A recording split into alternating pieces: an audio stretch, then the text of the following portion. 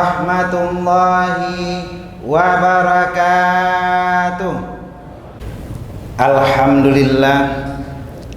Alhamdulillahilladzi jama'ana fi masjidi Bujang Salim. Wassalatu wassalamu ala sayyidina wa habibina wa syafi'ina wa dhukhrina wa maulana Muhammadin ja'a bil Qur'anil azim wa ala alihi wa ashabihi man jahada fi syahri ramadana libtigha'i mardatillahil karim, amma ba'du. 5 persiapan Ramadan. Ma'asyiral muslimin wa zumratal mu'minin rahimakumullah. Ramadan sudah diambang pintu. Tidak lama lagi, hanya hitungan detik, menit, dan juga jam serta hari dan pekan, kita akan berjumpa dengan Syahrul Azim, bulan yang sangat mulia, yaitu bulan suci Ramadan. Sejenak kita akan membahas tentang aspek komprehensif yang menyeluruh dari apa saja yang dipersiapkan Rasulullah, penghulu kita, tauladan kita, uswah kita dalam menghadapi Ramadan sesuai dengan apa yang diajarkan oleh Allah Subhanahu wa ta'ala. Kalau kita lihat kilas balik, kita dengar sejarah bagaimana Rasulullah sudah viral, sudah disebut oleh seluruh nabi dan rasul yang diturunkan oleh Allah ke dunia. Dari mulai Nabi Adam yang ketika terbangun melihat di tiang arash tertulis nama Rasulullah Shallallahu Alaihi Wasallam. Saat itu beliau menjadikan selawat kepada baginda Rasulullah yang belum lahir menjadi mahar atau mas kawinnya kepada Sayyidatina Hawa radhiyallahu anha. Begitupun dengan nabi-nabi seterusnya, Idris, Nuh, Hud, Saleh, Ibrahim, Ismail, semuanya sampai ke Nabi Isa terakhir. Setiap nabi yang diutus harus punya komitmen menyampaikan apa yang akan diajarkan oleh baginda Nabi Muhammad sallallahu alaihi wasallam. Walaupun orangnya belum hadir, tapi namanya sudah lahir. Walaupun Nabi Muhammad belum diutus, tapi seluruh nabi sudah punya komitmen menjalankan apa yang akan diajarkan Rasulullah. Begitupun dengan 2 kakek daripada Rasulullah, yaitu Nabi Ibrahim dan Nabi Ismail. Saat mereka berkata bahwa satu-satunya masjid yang pertama didirikan di dunia, di surat Ali Imran 96 sampai 97, inna awwala baitin wudi'a lin-nasi bi Bakkah. Pertama-tama rumah, pertama-tama masjid Baitullah yang didirikan di atas dunia adalah Ka'bah Baitullah. Ini meniru Baitul Ma'mur yang menjadi tempat tawafnya Nabi Adam. Sehingga mereka berdoa, Nabi Ibrahim dan Nabi Ismail berdoa agar Nabi yang nantinya diturunkan di akhir zaman, yaitu cucu beliau Nabi Muhammad, dilahirkan di samping Ka'bah Baitullah. Lalu ada 4 doa Nabi Ibrahim dan Nabi Ismail kepada Rasulullah yang menjadi cikal bakal apa yang menjadi tuntunan persiapan Ramadan dari Rasulullah. Tepatnya di surat Al-Baqarah ayat 129. Saat itu Nabi Ibrahim berdoa dan diaminkan oleh anandanya tercinta Nabi Ismail. Rabbana wab'ats fihim rasulam minhum. Ya Allah, utuslah kepada mereka yang hadir di akhir zaman, yaitu kita semua yang ada hari ini beriktikaf di Masjid Besar Bujang Salim Terumbuku. Utuslah kepada mereka nabi yang lahir di antara mereka dan juga hadir di antara Ka'bah Baitullah. Dan Nabi Muhammad menjadi satu-satunya nabi yang dilahirkan di dekat Ka'bah Baitullah.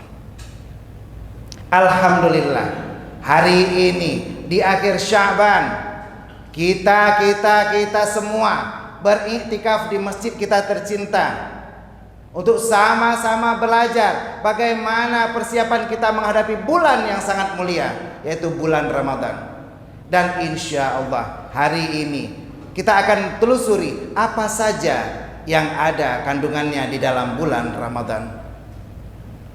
Allah berfirman, Rasul bersabda, dan Ustadz Gunawan berkata, semoga selawat beriring salam akan selalu tercurahkan, tersajikan, dan tersanjungkan keharibaan Nabi besar Muhammad Sallallahu Alaihi Wasallam.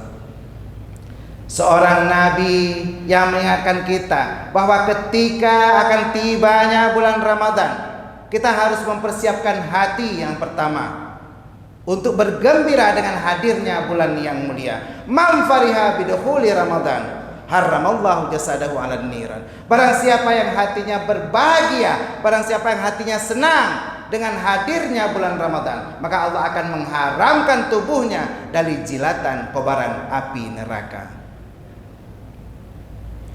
Dan bagaimana ketika Nabi Ibrahim dan Ismail sadar dengan akan kehadiran cucunda tercinta yaitu Nabi Muhammad, mereka berdoa dengan 4 doa. Ya Allah, jadikan cucu kami yang akan lahir yaitu Nabi Muhammad.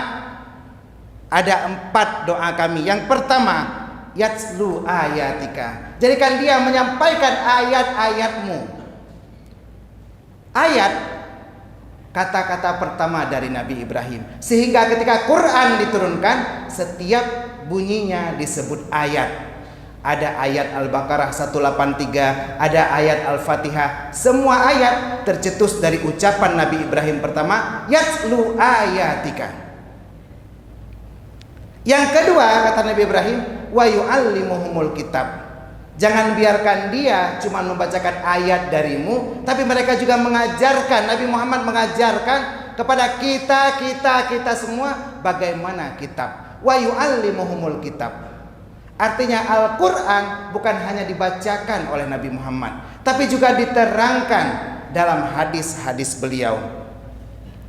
Saat Allah turunkan satu ayat Al-Quran, wa aqimus shalah, di surat Al-Baqarah ayat 43, maka Rasulullah menjelaskan dalam hadisnya yang diriwayatkan oleh Abu Hurairah dalam kitab Muslim di hadis 397 tentang bagaimana kita mulai sholat dengan berwudu.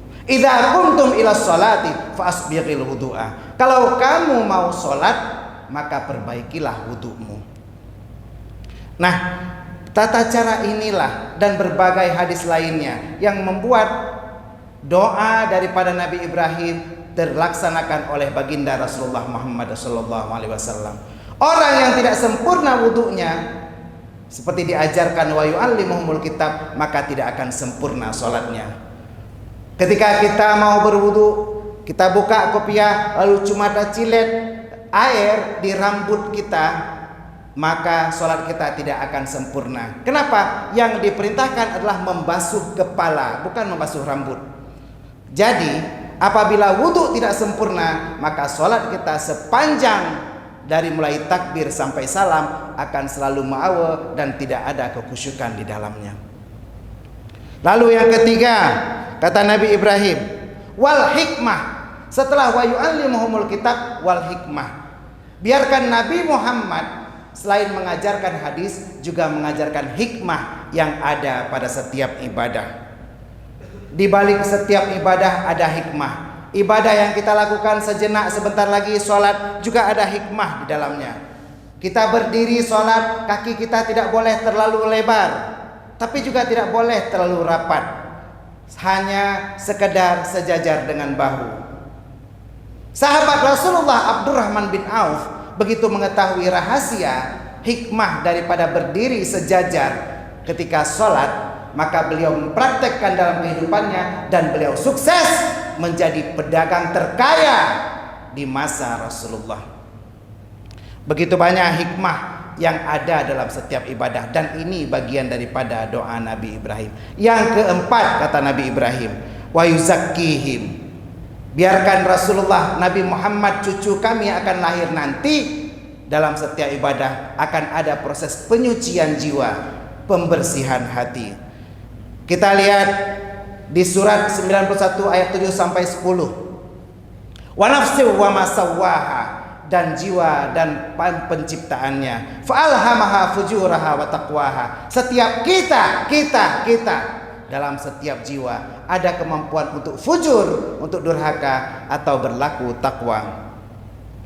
Takwa adalah dorongan kepada kebaikan, di mana nafsu adalah dorongan kepada keburukan. Takwa diulang 240 kali, tapi takwa yang berhubungan dengan nafsu diulang 115 kali. Sama dengan fujur yang berhubungan dengan nafsu juga diulang 115 kali dalam Al-Quran. Saat ada dorongan dalam jiwa kita, maka saat itu antara malaikat dan syaitan berperang. Malaikat diulang 88 kali dalam Al-Quran, sedangkan syaitan juga diulang 88 kali dalam Al-Quran. Ketika azan berkumandang dari Masjid Besar Bujang Salim Kerungguku, Allahu Akbar, Allahu Akbar, saat itu bisikan malaikat berada di hati kita, ayo kita sholat. Tapi ketika lafaz azan berakhir, La ilaha illallah, saat itu muncullah bisikan syaitan, alah baru azan, belum juga qamat. Setiap saat di hati kita berperang terjadi antara nafsu. Innan nafsa la'ammaratim bisu, sesungguhnya nafsu inilah yang selalu menyuruh kepada keburukan. Saat muazzin mengumandangkan azan, azan adalah jamak daripada uzun, yaitu telinga, yang sampai ke telinga setiap manusia. Tapi saat itu, sebagaimana dijelaskan, kita selalu didorong oleh nafsu untuk berbuat keburukan. Ketika khatib menyampaikan di atas mimbar, ambil yang baik, tinggalkan yang buruk, maka syaitan mendorong kita, sendal kamu buruk, tinggalkan, ambillah yang baik, sendal orang. Baik itu mencok silap-silap khatib di luar. Bagaimana di surat 12:53, wa ma ubarri'u nafsi innan nafsa la'ammaratun bisu, dan aku tidak melepaskan nafsuku, kata Nabi Yusuf, karena nafsu selalu menyuruh kepada keburukan.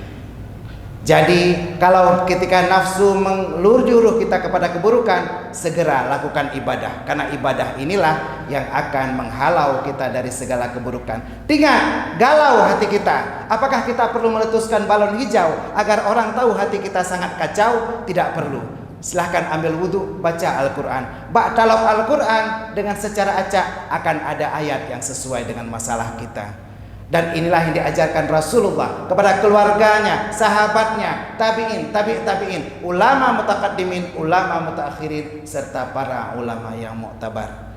Kata ikramah wa ta'dhiman ulun tuan kepada Al-Mukarram Abu Imam Syi di Masjid Besar Bujang Salim, seterusnya kepada pengurus dan PKM Masjid Walid Jalaluddin, semoga Allah selalu memberikan kesehatan kepada guru kita bersama, dan seterusnya kepada Abu Abi Abia Walid Tengku dan Tengku Hanji, ayahanda, adinda, serta seluruh sahabat yang hadir beriktikaf di Masjid Besar Bujang Salim Kerungguku. Ada 5 persiapan Ramadan dari Rasulullah, dan sebenarnya 5 pilar persiapan ini adalah jawaban daripada doa Nabi Ibrahim. Ketika Nabi Ibrahim meminta 4 hal kepada Allah, maka Allah membalas dengan 5 hal. Dan inilah kekhususan daripada Nabi Muhammad. Ketika Allah memberikan cintanya kepada Nabi Muhammad, maka Allah selalu memberi lebih kepada Nabi Muhammad, bahkan sebelum beliau minta. Ingat ketika Nabi Musa menghadapi Fir'aun. Fir'aun raja yang sangat zalim. Ketika dia berkata kepada rakyatnya, aku tidak suka potongan rambutmu, pisahkan kepalanya dari lehernya. Ketika dia tidak suka dengan rambut, maka yang disuruh potong bukan rambutnya, tapi kepalanya. Itulah Fir'aun. Makanya Nabi Musa ketika mau menghadap Fir'aun, apa doa beliau? Rabbishrahli sadri wa yassirli amri. Ya Allah, terangkanlah dadaku agar aku tidak mendawa dengan Fir'aun. Tapi Nabi Muhammad tanpa berdoa Allah berikan, alam nashrah laka sadrak, bukankah telah kuterangkan hatimu. Ketika Nabi Musa berdoa, wa yassirli amri, dan mudahkanlah urusanku. Tapi Nabi Muhammad sudah dimudahkan di urusan Allah. Inna liyassiruka laka, sesungguhnya kami mudahkan bagimu akan segala urusanmu. Dan inilah yang membuat kekhususan Rasulullah, sehingga Allah membalas 4 doa Nabi Ibrahim dan Ismail dengan 5 tuntunan persiapan Ramadan. Dan ini ada di ayat surat Al-Baqarah 151. Kama arsalna fikum rasulam minkum yatslu alaikum ayatina wa yuzakkikum wa yuallimukumul kitaba wal hikmah wa yuallimukum ma lam takunu ta'lamun. Saat kita menghadapi Ramadan dan juga ibadah lainnya, selalu ada 5 pilar ini, ada 5 sendi ini. Yang pertama, sendi pertama yaitu ada ayat. Kata Allah, kami utus kepadamu rasulam minkum. Tadi Nabi Ibrahim meminta rasulam minhum, Allah menjawab dengan rasulam minkum.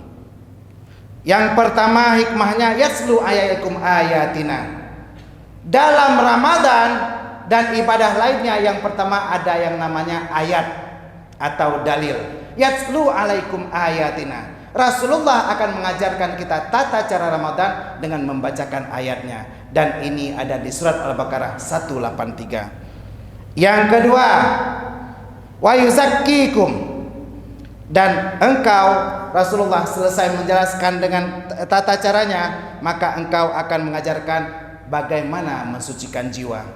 Setelah yang kedua Rasulullah mengajarkan tata cara berpuasa, maka Rasulullah juga mengajarkan wa yuzakkikum, bagaimana mensucikan jiwa, bagaimana Ramadan hadir untuk membersihkan kita dari segala dosa.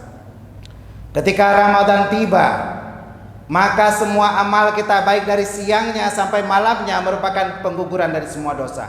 Man shama ramadhana imana wa ihtisaban ghufira lahu ma taqaddama min dzambi. Barang siapa yang berpuasa Ramadan, dan salah satu hadisnya man qama ramadhana, dan mendirikan malamnya, maka Allah akan mengampunkan seluruh dosa yang telah lalu. Yang keempat yaitu ada dampak pada perubahan kita setelah Ramadan.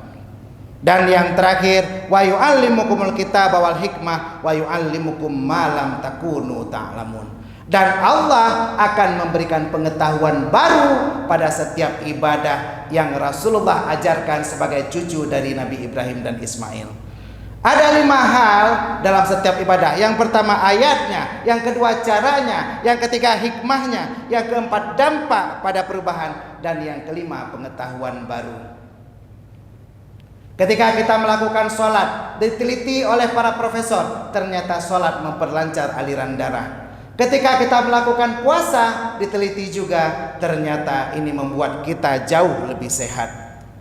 Bagaimana Rasulullah dari ketika mendapatkan surat Al-Baqarah 183 sampai 187, saat itu Rasulullah dalam perjalanan di bulan Sya'ban menuju ke Yasrib untuk hijrah. Lalu beliau bertemu dengan Yahudi, dan mereka ternyata sudah melaksanakan puasa Asyura. Lalu kata Rasulullah, kalau kamu berpuasa, kami lebih berhak daripada puasamu. Maka Rasulullah mengajarkan puasa yang diajarkan di bulan Sya'ban oleh Allah kepada 40 orang sahabatnya. Dan mereka inilah yang disebut as-sabiqunal awwalun, 40 orang sahabat Rasulullah yang semuanya sukses beribadah dan pastinya sukses dunia dan akhirat. Mereka menyebarkan Islam hingga sampai ke tempat kita sekarang, dan juga mengajarkan alim, ulama, guru-guru kita, sehingga ilmu tentang persiapan Ramadan tiba di tempat kita saat ini.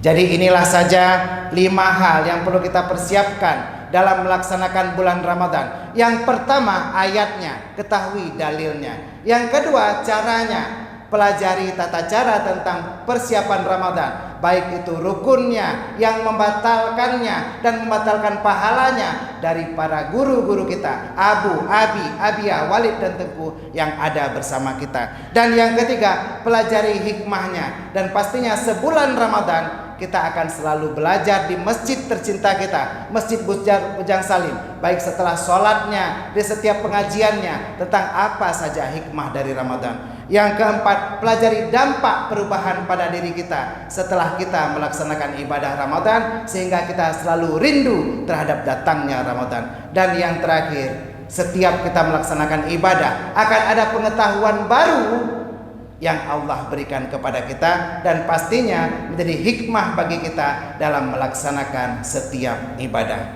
Semoga dengan kelima persiapan bulan Ramadan ini kita akan mampu menghadapi bulan yang sangat mulia, bulan yang menjadi bulan ampunan, bulan rahmat. Setiap nafas kita dihitung tasbih, dan setiap sholat sunat kita dihitung sholat fardu. Setiap fardu dihitung 70 kali sholat fardu. Semuanya akan kita persiapkan mulai dari saat ini juga. Don't wait till tomorrow, what you can do today. Semoga menginspirasi dan memotivasi kita semua dalam mempersiapkan Ramadan dengan 5 hal, yaitu ayat, cara, hikmah, dampak, dan juga pengetahuan baru dari bulan Ramadan yang mulia.